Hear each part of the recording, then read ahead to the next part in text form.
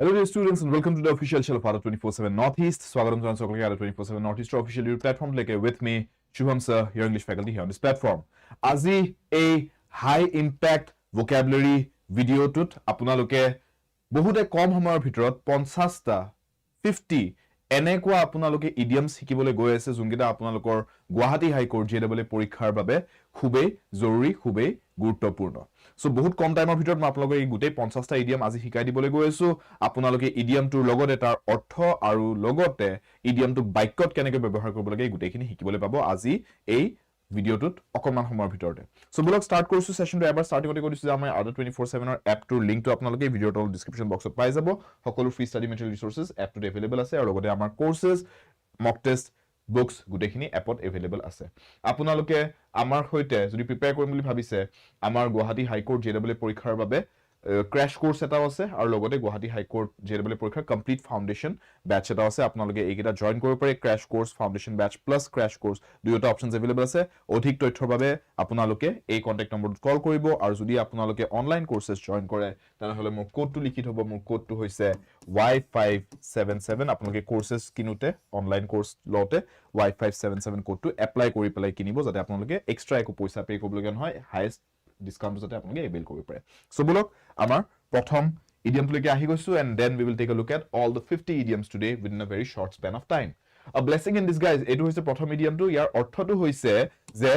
something that is too good that seemed bad at first আৰম্ভণিতে বেয়া যেন লাগিছিলে দুৰ্ভাগ্যজনক যেন লাগিছিলে পিছলৈ কিন্তু বুজি পালো যে নাই এটো আমাৰ কাৰণে ভাল হয়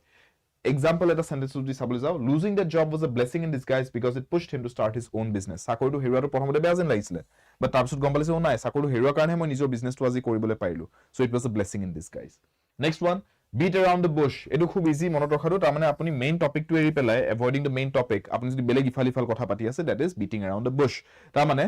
আমি সেন্টেন্সটো ইউজ কৰিলে stop beating around the bush and tell me the truth বাকি কথা বাদ দিয়ক মোক সঁচা কথাটো জনাওক বা কক stop beating around the bush বুলি ক'ব পাৰি once in a blue moon this one again a very common one जो आपलोকে সকলে জনাটো দৰকাৰী তাৰ মানে বহুত ৰেয়াৰলি কিবা এটা বস্তু যদি কেতিয়াবা হে হোৱা দেখা পোৱা যায় এটো আমি ক'ব পাৰো যে it happens once in a blue moon he visits his village once in a blue moon তাৰ মানে বহুত দিনৰ মূৰত এদিন দেখা দিয়ে গাউট গৈ পেলাই হেতু কথা কৈছে সো নেক্সট টু হ'ব ইয়াতে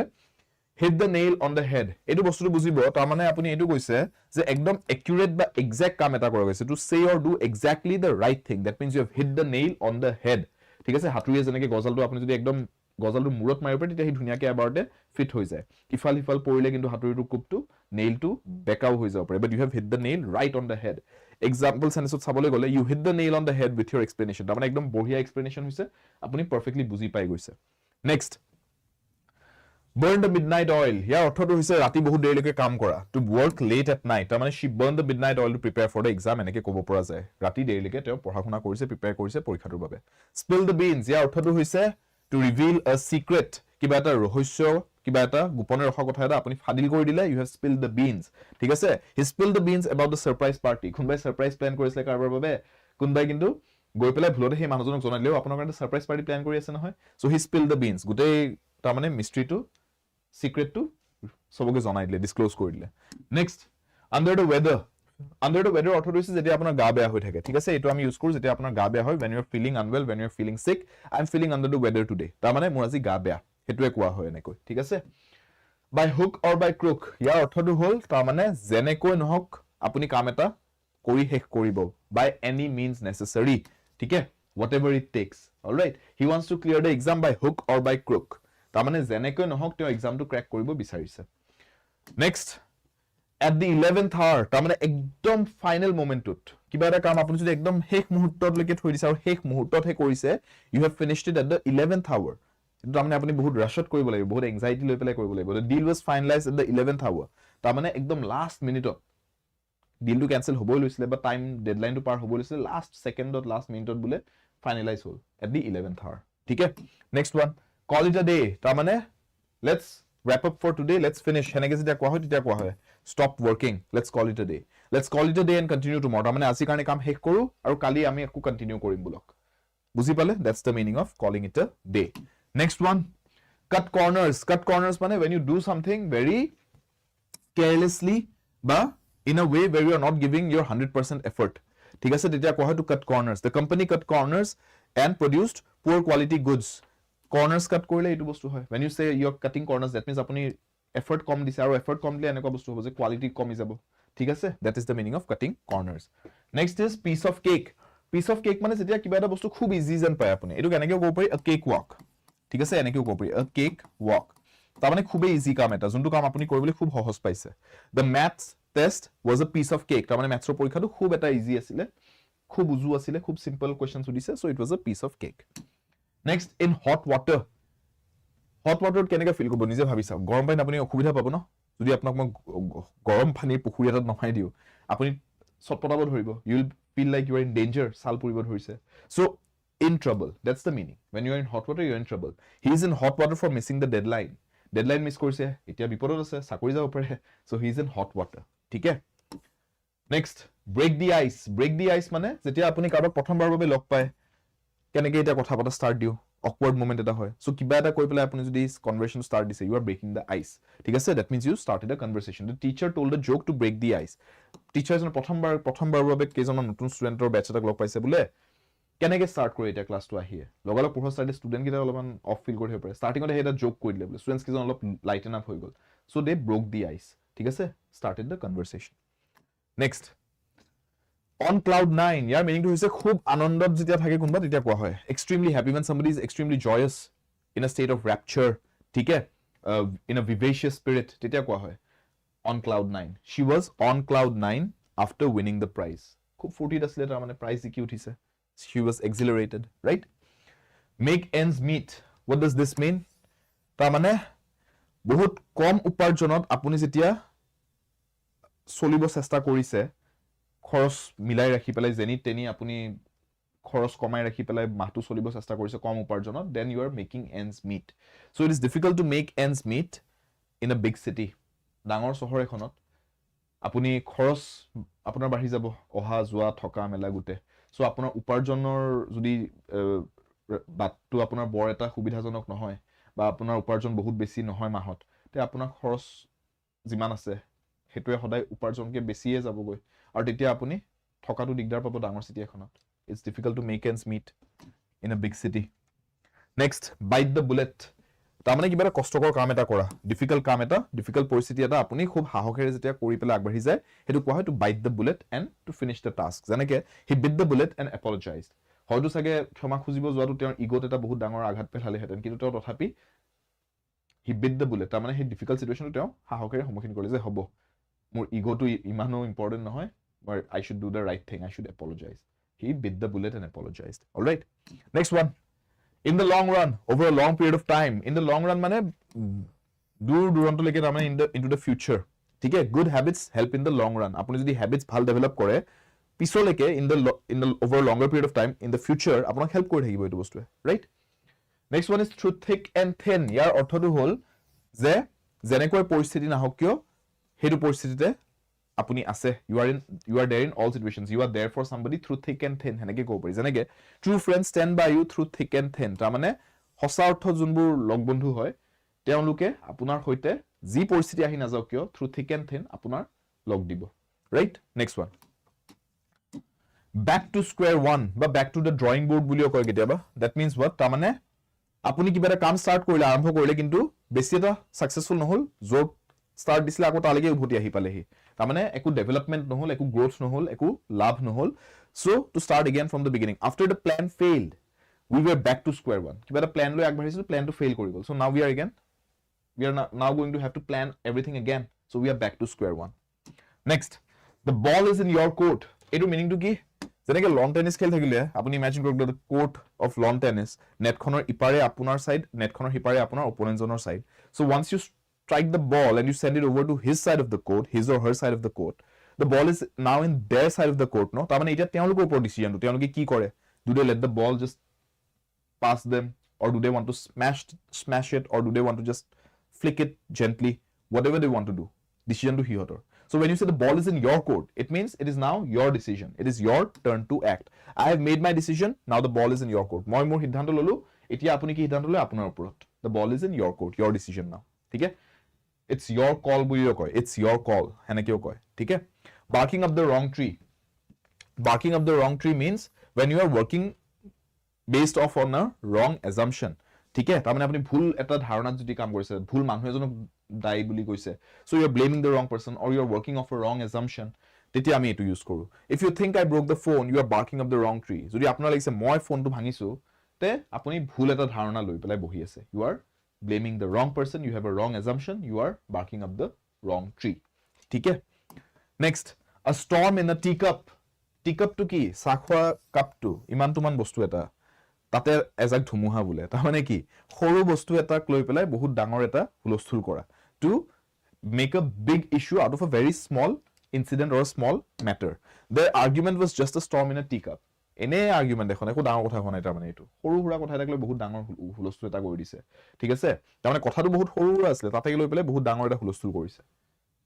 হেতু কোৱা হয় storm in a teacup much ado about nothing basically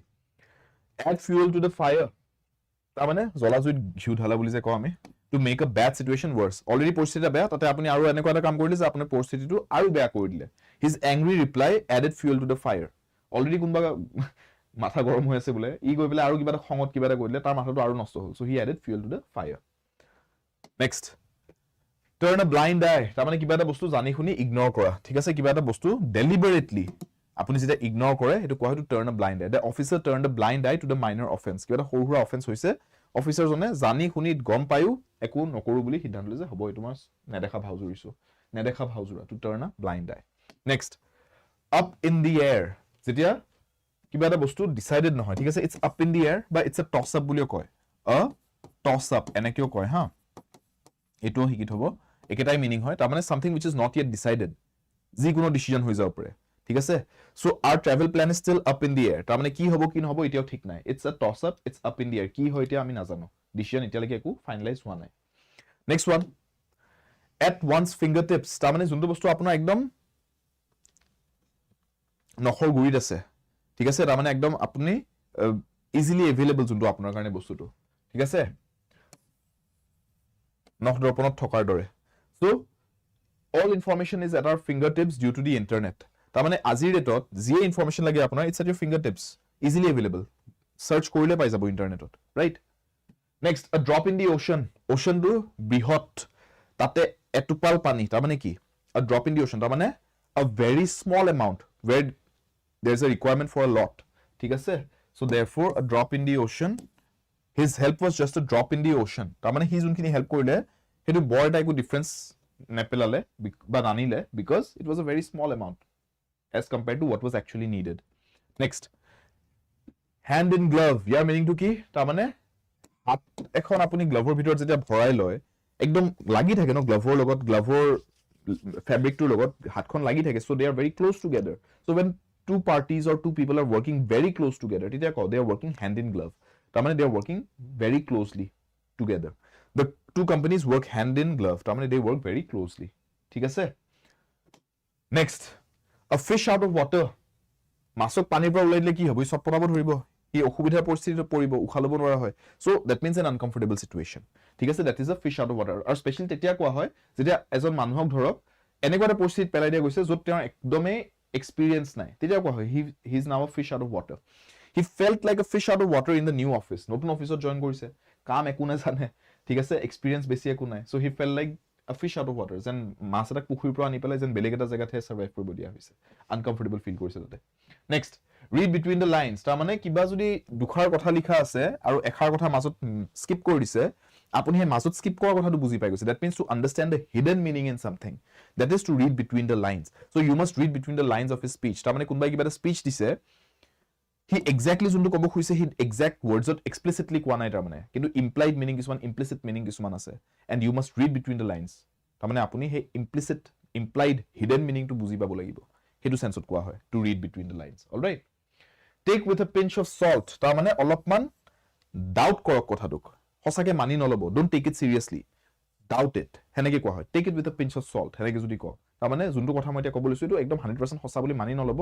অলপ ডাউট এটা কৰি চাব কথাটো নহবও পাৰে মই ভুলও হ'ব পাৰো so his promises should be taken with a pinch of salt তাৰ মানে ধৰক এজন মানুহ যাৰ কথাৰ ওয়াৰ্ডৰ একো ভ্যালু নাই হি যদি কি প্ৰমিস কৰিছেও আপুনি 100% হি প্ৰমিস কৰিছে হি কৰিব হেনেকে মানি নলব take it with a pinch of salt be skeptical about it ঠিক আছে next hit the sack year meaning হৈছে to go to sleep hit the sack মানে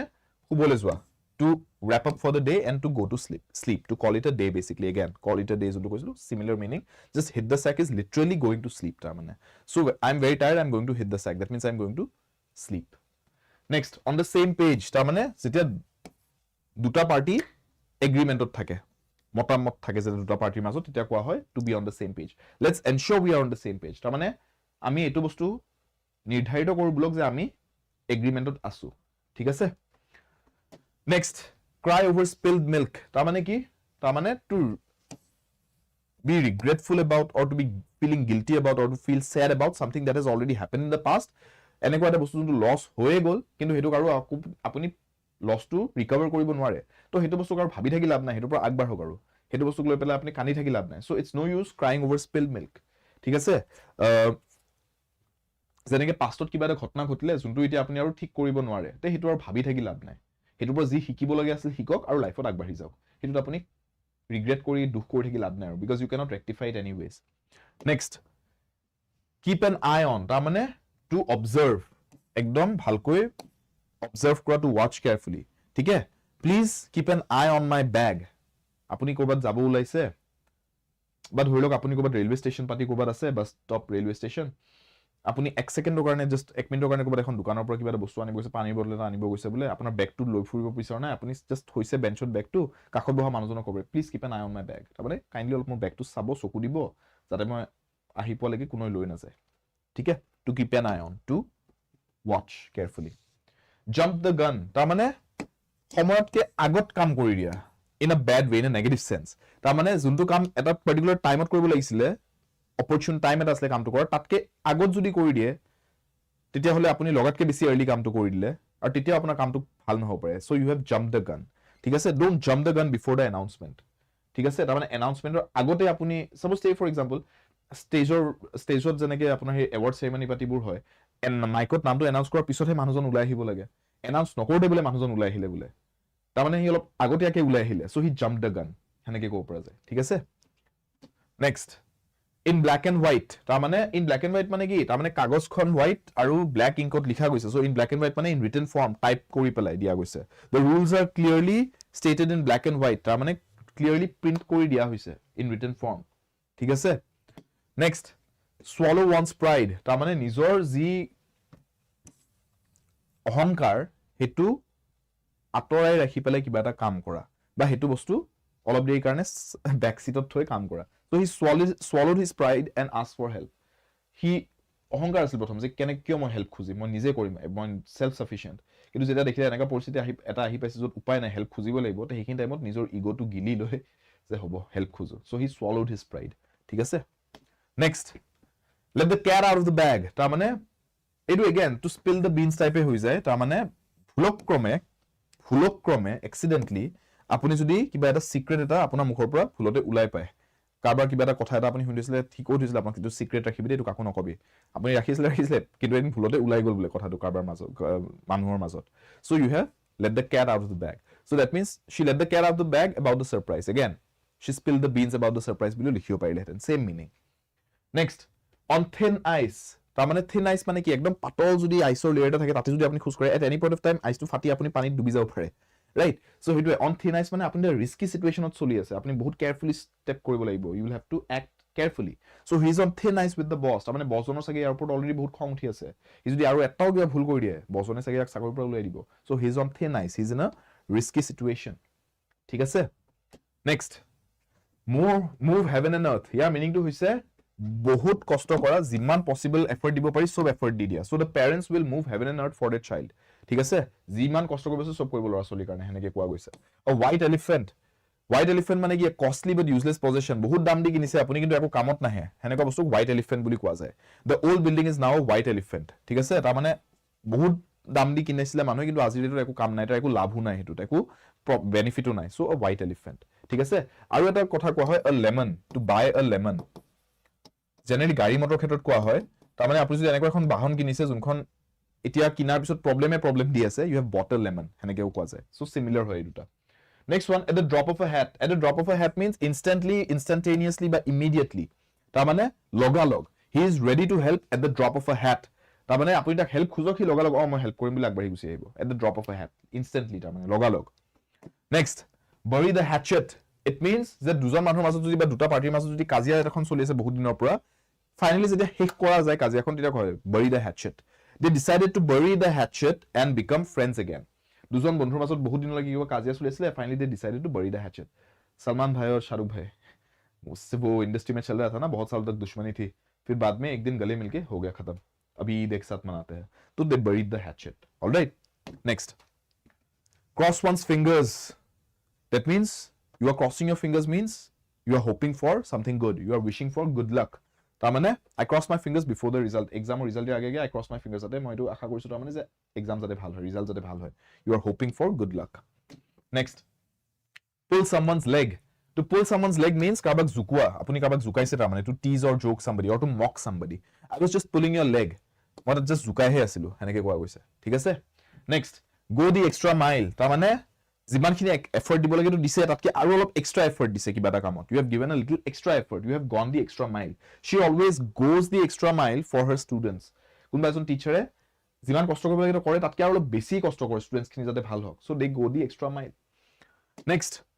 under one's nose. তাৰমানে একদম obvious জেগা এটাত, the missing file was right under his nose. তাৰমানে হি অহা যোৱা কৰি থকা হি য'ত বিচাৰিছে তাতে ক'বাত আছিলে ফাইলটো, হি জাষ্ট দেখা পোৱা নাছিলে, চকুত পোৱা নাছিলে, কিন্তু তাতেই আছে. It was in a very obvious place. The file was right under his nose. All right, the tip of the iceberg. তাৰমানে কিবা এটা এনেকুৱা বস্তু যোনটো বহুত ডাঙৰ পিকচাৰ আছে, there's a bigger picture, তাৰ এটা জাষ্ট সৰু অংশ এটাহে আপুনি দেখা পাইছে, a bigger problem but you just see a small visible part of it. The issue is just the tip of the iceberg. This issue is just the tip of the iceberg. ঠিক আছে, সৰু problem এটা যোনটো আপুনি দেখা পাইছে কিন্তু তাৰ আৰত আৰু বহুত ডাঙৰ হয় সেই প্ৰবলেমটো, so you have just seen the tip of the iceberg. কিয় এনেকে কয় কাৰণ পানীৰ তলত আইসবাৰ্গ যেতিয়া থাকে ন, পানীৰ তলত আসলে মস্ত ডাঙৰ থাকে তাৰ সাইজটো, কিন্তু আমি সাৰফেসত এই পানীৰ ওপৰত কি দেখা পাও, জাস্ট অকনমান দেখা পাও, তাৰ এনেকুৱা লাগে দেখাত যে অলপমানহে কিবা এটা সৰু আইসবাৰ্গ এটা থাকে, তলত কিন্তু প্ৰকাণ্ড এক পিস আইস থাকে, ৰাইট. সো এই কাৰণে কয় যে এই টিপটোহে আপুনি দেখা পাইছে, পিনে আকৌ বহুত ডেফটলৈকে চালে আৰু বহুত ডাঙৰ প্ৰবলেমটো. Next, I think we have come to 50 তেনেহলে. Yes, এয়া আছিলে আমাৰ 50 idioms আজি এই ভিডিওটোত 22 minutes 27 seconds ত মই কভাৰ কৰি দিছো গুটে 50 idioms. So I hope আপোনালোকে এই 50টা idioms মিনিং কেটাও বুজি পালে, সেন্টেন্সত কেনেকৈ ইউজ কৰে হেতেও বুজি পালে, এন্ড ভালকৈ এখিনি এতিয়া আপোনালোকে টাইম টু টাইম অলপ ৰিভাইজ কৰি এখিনি একদম ভালকৈ মেমৰিত বহাই লওক, মুখস্থ কৰিব নালাগে, সেন্টেন্সত ইউজ কৰাটো মই সেইকাৰণে দেখাইছো যাতে এপ্লিকেশনটো বুজি পায়, যাতে আপোনালোকে ধুনিয়াকে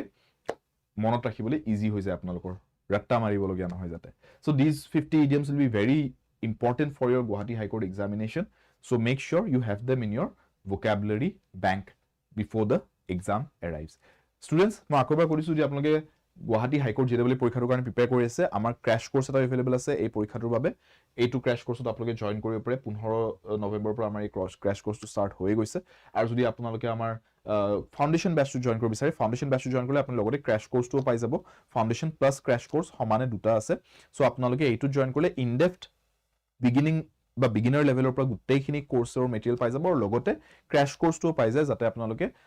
লগা হলে স্পিড আপ কৰি ক্ৰ্যাশ কোৰ্সটোৰ পৰাও চাব পাৰে. দুইটা অপচনছ আপোনালোকে একেলগে এইটো সাবস্ক্ৰিপশনত পাই যাব, foundation plus crash course অপচনটোত. So